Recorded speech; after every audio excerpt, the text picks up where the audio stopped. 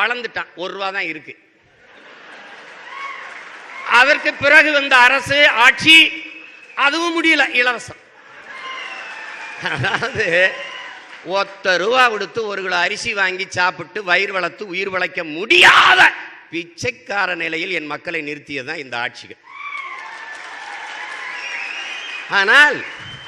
ஆனால் எனக்கென்று பள்ளிக்கூடம் கட்டி நான் படிக்க முடியாது, எனக்கென்று மருத்துவமனை கட்டி நான் படுத்து வைத்தியம் பார்த்துக் கொள்ள முடியாது, எனக்கென்று மின் உற்பத்தி நிலையங்களை அமைத்து நான் மின்சாரம் உற்பத்தி செய்து நான் பண்ணிக்கிற முடியாது. இப்போ எங்கள் ஐயா என்ன சொல்கிறாங்க, இலவச மின்சாரம் வேண்டாம், நான் கரண்ட்டுக்கு காசு கட்டுறேன் சாமி, ஆனால் கட்டில்லாத கரண்டை கொடுங்கிறேன், தடை இல்லாத கரண்டை தான் நான் காசு தரேங்கிறேன்.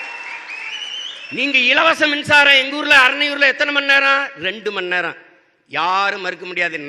என் அப்பனும் நான் அனுபவிச்சது 2 மணி நேரம்.